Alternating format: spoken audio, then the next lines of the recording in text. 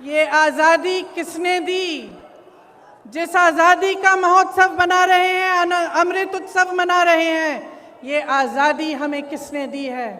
ये आज़ादी हमें किसानों ने दी है, किसान के बेटे ने दी है।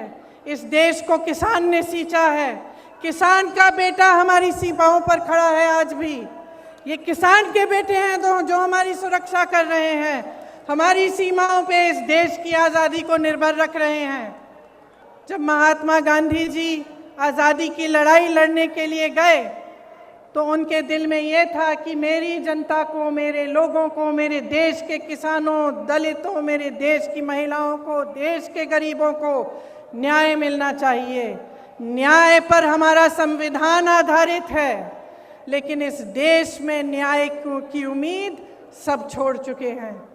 जब मैं रमन कश्यप पत्रकार के घर गई, मुझे बताया गया कि उनको काम करते करते मारा गया, उनको जीप के नीचे कुचला गया क्योंकि वो वीडियो ले रहे थे, सच्चाई दिखाना चाह रहे थे।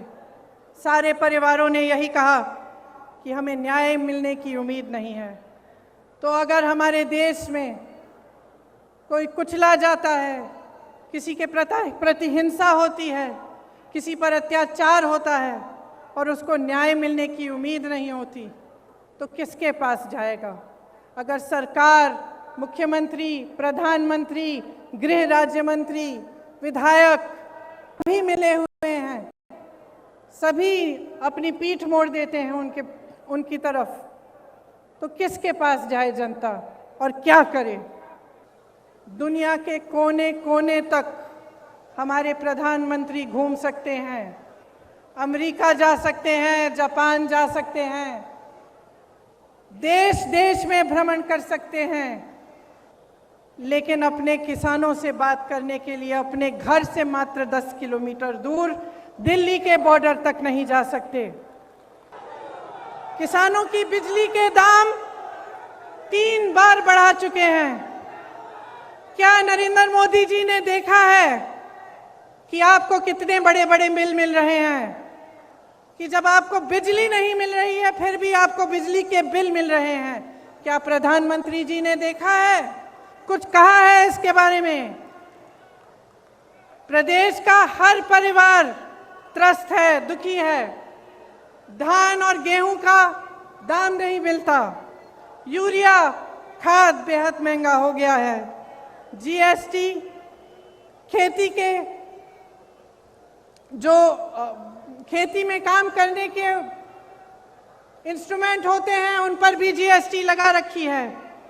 100 रुपए का पेट्रोल, 90 रुपए का डीजल, 900 रुपए में रसोई का गैस, 1000 आज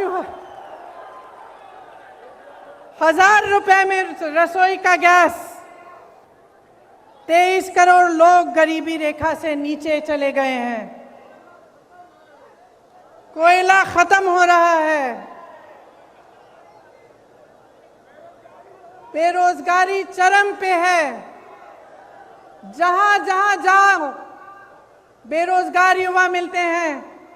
दुखी है जनता, त्रस्त है, नाराज भी है और नाराज होना चाहिए, क्योंकि जिस समय आप इन परेशानियों से गुजर रहे हैं, आप संघर्ष कर रहे हैं, उसी समय प्रधानमंत्री जी के खरबपति मित्र करोड़ों रुपए कमा रहे हैं। 1000 करोड़ रुपए से ज्यादा दिन में कमाते हैं और आपकी आमदनी एकदम बंद है। कभी जीएसटी, कभी नोटबंदी, कभी कुछ और। सब देशों में, इस पूरी दुनिया में सब देशों में जहां जहां कोरोना की मार पड़ी, सरकार ने राहत दी, लेकिन आपको कोई राहत नहीं मिली। इस देश में कोई धर्म का व्यक्ति सुरक्षित नहीं है, किसी भी जाति का व्यक्ति सुरक्षित नहीं है। इस देश में ना मजदूर सुरक्षित है, ना मल्लाह सुरक्षित है, ना निषाद सुरक्षित है, ना दलित सुरक्षित है, ना गरीब सुरक्षित है, ना अल्पसंख्यक सुरक्षित है, ना मेरी महिला बहनें सुरक्षित हैं। इस देश में सिर्फ प्रधानमंत्री उनके मंत्रिमंडल के लोग, उनकी पार्टी के लोग जो सत्ता में हैं वो सुरक्षित हैं और उनके जितने भी खरबपति अमीर मित्र हैं वो सुरक्षित हैं। इस बात को सही ढंग से पहचानिए। ये देश नष्ट हो रहा है, इस बात को पहचानिए। ये देश भाजपा के पदाधिकारियों, उनके मंत्रियों, उनके प्रधानमंत्रियों की जागीर नहीं है। ये देश आपका देश है, आपका देश है।